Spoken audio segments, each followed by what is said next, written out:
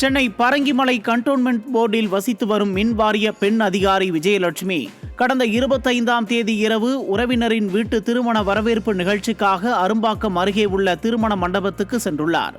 அப்போது வழிப்பறி கொள்ளையன் ஒருவன் விஜயலட்சுமியின் நகையை பறித்து கொண்டு தப்பிச் சென்றபோது அங்கிருந்த பொதுமக்கள் அவரை விரட்டி பிடித்து தர்மடி கொடுத்து போலீசில் ஒப்படைத்தனர். விசாரணையில் பிடிபட்டது ஆவடி பட்டாலியனைச் சேர்ந்த காவலர் ராஜதுரை என்பது தெரியவந்தது. இதையடுத்து போலீசார் அவரை கைது செய்தனர். பொதுமக்களை சமூக விரோதிகளிடம் இருந்து பாதுகாக்க வேண்டிய போலீசாரே இப்படி குற்றச்சம்பவங்களில் ஈடுபடுவது விடிய ஆட்சியில் தொடர்கதையாகவே மாறி வருகிறது.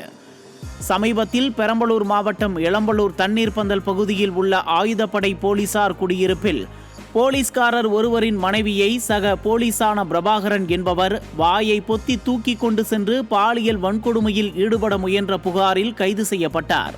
கோவை மாவட்டம் பொள்ளாச்சியில் பைக்கில் சென்று 2 பெண்களிடம் செயின் பறிப்பில் ஈடுபட்ட செட்டிப்பாளையம் காவல் நிலைய தலைமை காவலர் சபரி கைது செய்யப்பட்டார்.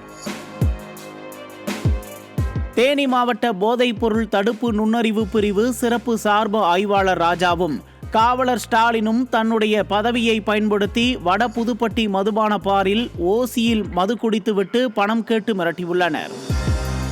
கடலூரில் மதுபானம் வைத்திருந்த வெளிமாநில கல்லூரி மாணவர்களிடம் வழக்கு பதிவு செய்யாமல் இருக்க ஜிபேயில் 10,000 ரூபாய் லஞ்சம் வாங்கிய கடலூர் மதுவிலக்கு பிரிவு தலைமை காவலர் சக்திவேல் சஸ்பெண்ட் செய்யப்பட்டார். நிர்வாக திறனற்ற விடியா திமுக ஆட்சியில் காவல்துறையை கட்டுப்பாட்டுக்குள் வைக்க தவறிய முதல்வர் ஸ்டாலினால்தான் இத்தகைய வேலியே பயிரை மேய்வது போல போலீசார் சட்டம் ஒழுங்கை சீர்குலைக்கும் செயல்களில் ஈடுபடுவதாக பொதுமக்கள் அதிருப்தி தெரிவிக்கின்றனர்.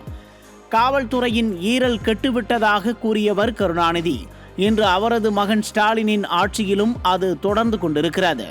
நிர்வாக திறனற்ற திமுக ஆட்சியில் ஸ்டாலினின் கட்டுப்பாட்டில் உள்ள காவல்துறை தடமாறி களவாணி துறையாக மாறிவரும் அவலம் நிலவுவதையே இது காட்டுகிறது.